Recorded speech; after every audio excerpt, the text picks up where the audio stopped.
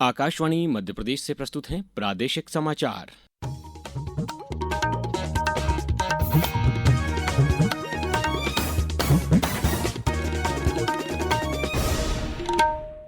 नमस्कार, समाचारों के साथ मैं अभिषेक कटियार। राष्ट्रपति द्रौपदी मुर्मू ने आज नई दिल्ली में 2023 और 2024 के लिए राष्ट्रीय हस्तशिल्प पुरस्कार प्रदान किए। ये प्रतिष्ठित राष्ट्रीय सम्मान असाधारण कलात्मक निपुणता और भारत की समृद्ध तथा विविध हस्तशिल्प विरासत के संरक्षण और संवर्धन के लिए सरकार की प्रतिबद्धता को दर्शाते हैं, जिसके तहत बैतूल जिले के भरेवा कला शिल्पकार बलदेव वाघमारे को वर्ष 2024 के प्रतिष्ठित राष्ट्रीय हस्तशिल्प पुरस्कार से सम्मानित किया गया। मुख्यमंत्री डॉ मोहन यादव ने मंत्रिपरिषद के सदस्यों के साथ आज ऐतिहासिक स्थल खजुराहो स्थित कन्वेंशन सेंटर में सरदार वल्लभ भाई पटेल और महाराजा छत्रसाल की प्रतिमाओं का अनावरण किया।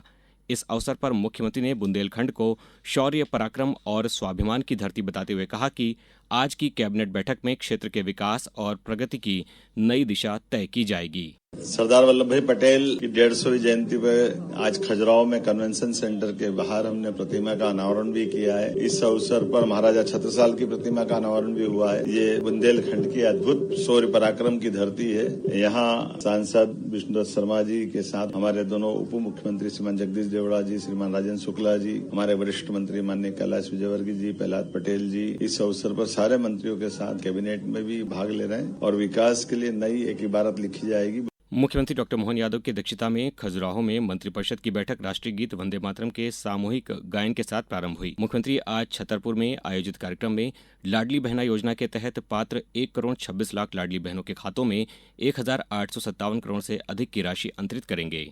मतदाता सूची के विशेष गहन पुनरीक्षण कार्यक्रम 2026 के प्रथम चरण के अंतर्गत गणना पत्रकों के प्रकाशन और प्राप्ति के दौरान अनुपस्थित, स्थानांतरित, मृत एवं दोहरी प्रविष्टि वाले मतदाताओं की पहचान और सत्यापन के लिए प्रदेश के सभी जिलों के मतदान केंद्रों पर कल 10 दिसंबर तक BLO, BLA और सहयोगी कार्मिकों की बैठकें आयोजित की जा रही हैं। झाबुआ कलेक्टर एवं जिला निर्वाचन अधिकारी नेहा मीना ने बताया कि जिले की तीनों विधानसभा क्षेत्रों झाबुआ, थांदला और पेटलावद ने 100% लक्ष्य हासिल कर लिया है। और अधिक जानकारी हमारे झाबुआ संवाददाता से। झाबुआ जिले में विशेष गहन पुनरीक्षण अभियान के तहत मतदाताओं का डिजिटलीकरण का काम पूरी तरह पूरा कर लिया गया है। कलेक्टर और जिला निर्वाचन अधिकारी नेहा मीना ने बताया कि जिले की तीनों विधानसभा झाबुआ, थांदला और पेटलावद ने 100% लक्ष्य हासिल किया है। तीनों विधानसभा के 9,07,093 मतदाताओं का रिकॉर्ड डिजिटली अपडेट कर दिया गया है। अभियान में ERO, AERO, तहसीलदार, BLO supervisor, BLO team, anganwadi कार्यकर्ता, पटवारी और कोटवार सहित सभी कर्मचारियों ने महत्वपूर्ण भूमिका निभाई है।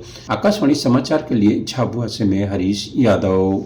नागर विमानन महानिदेशालय DGCA ने हाल ही में उड़ानें बाधित और रद्द होने के मद्देनजर इंडिगो को सभी क्षेत्रों में अपनी उड़ानों में 5% की कटौती करने के निर्देश दिए हैं। ये रद्दीकरण अधिक मांग और आवृत्ति वाली उड़ानों पर लागू किया गया है और इंडिगो द्वारा किसी क्षेत्र में एकल उड़ान संचालनों से बचने के लिए किया गया है। DGCA ने कहा कि इस साल शीतकालीन अनुसूची के अनुसार एयरलाइन के लिए प्रत्येक सप्ताह में 15,000 से अधिक उड़ानों को स्वीकृति दी गई थी, जिसके अनुसार नवंबर में 64,000 उड़ानों की उम्मीद थी, लेकिन इंडिगो ने इस अवधि के दौरान 60,000 से भी कम उड़ानें संचालित की। अब रुक करते हैं मौसम का। प्रदेश इस समय कड़ाके की ठंड की चपेट में है। उत्तर भारत की बर्फीली पहाड़ियों से आ रही सर्द हवाओं के कारण पूरे प्रदेश में भीषण शीतलहर का प्रकोप बना हुआ है। बीते कई दिनों से प्रदेश के अधिकांश हिस्सों में तापमान लगातार गिर रहा है। कल प्रदेश में सबसे न्यूनतम तापमान शहडोल जिले के कल्याणपुर में 4.2 डिग्री सेल्सियस दर्ज किया गया। मौसम विभाग ने भोपाल, इंदौर, राजगढ़, विदिशा, सीहोर, शाजापुर, जबलपुर, सिवनी और शहडोल जिलों के लिए कोल्ड वेव का अलर्ट और नरसिंहपुर जिले के लिए कोल्ड डे की चेतावनी जारी की है।